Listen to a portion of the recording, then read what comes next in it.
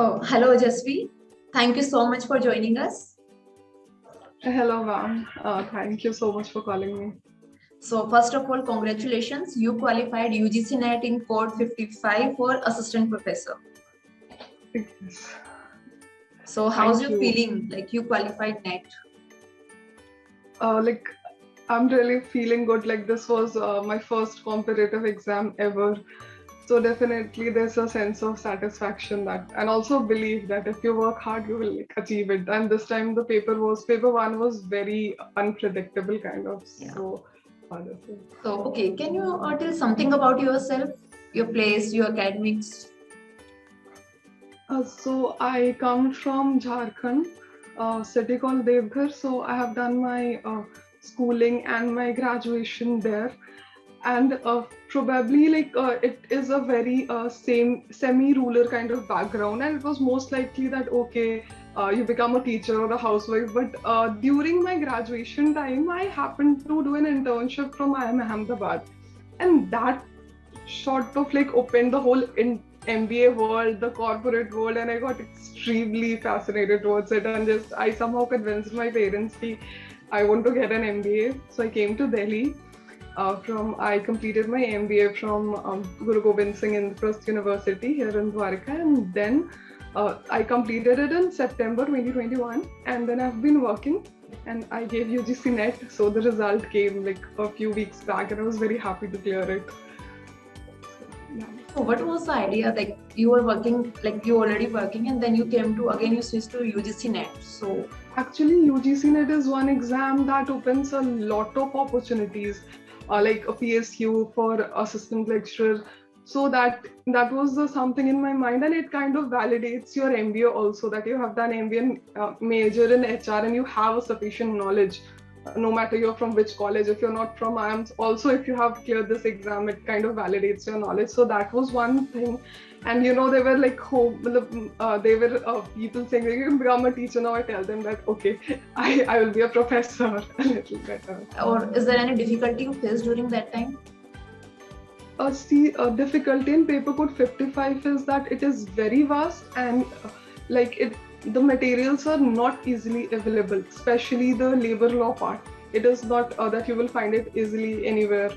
So you have to search for the relevant content, and in that process, my two guiding lights were the previous year papers and the syllabus. So I have really googled each and every word of the syllabus and made my notes. And I used to give a lot of mocks. I've solved all the previous year papers, and previous year paper I had it in hard copy form. And if I would just solve the paper, do my analysis, and if a question was wrong, I will again Google it where to go. So over the time, you will know that there are some websites, some videos that are helpful. And then you have to kind of somewhere limit your resources and then revise it multiple times. So, okay, can you tell me, is there any common mistake that normally students made during their examination and their preparation?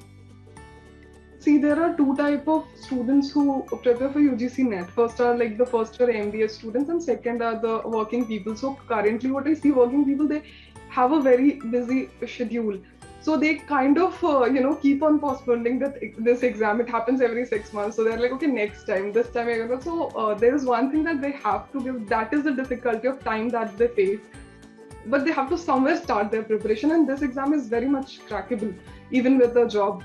And for the students, I know many students who could have cleared this exam, but they could not because they were just reading a lot of stuff. So that is good. You have to, if you have a lot of knowledge, but you have to remember it.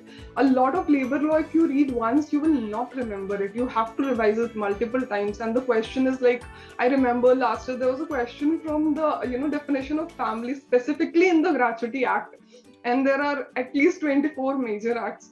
So it is very necessary to remember each and everything. So that is one thing I believe. Okay.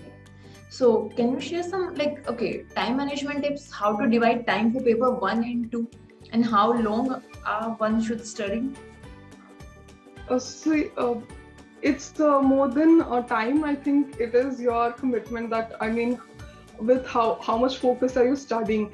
See, initially, people have been ignoring paper 1, but this exam has proved that you cannot ignore paper 1. You have to have at least those 40%, because I even know people who were very good with paper 2, but they could not clear paper 1. And even in the exam, when I cleared the question, I just finished paper 2, and I had like 10 minutes remaining, and I went back to paper 1 just to make sure that I qualify the minimum required. So I think now it should be at least a 40-60, because the paper 2 syllabus is vast. You have to put in more time, but you cannot ignore paper 1. So you have to do that, like at least once in the morning before going, like 1 hour you have to give to paper 1 in a regular basis. But it is very much doable, because maths you can easily do, not major part of current affairs is there, people and environment, so those topics are doable. So I think that is. Okay. So any suggestions for future aspirants? So for future aspirants, though, I will say ki, don't let anything define you. If you have decided that, I will give them this exam, then crack this exam. Don't just take that. And this is very much crackable.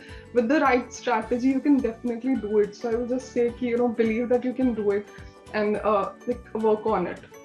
It will happen. Yeah. Thank you so much, Ojuswi. Thank you so much for your precious time and joining us. So all the very best for your future. Thank you. Thank you so much. Thank you.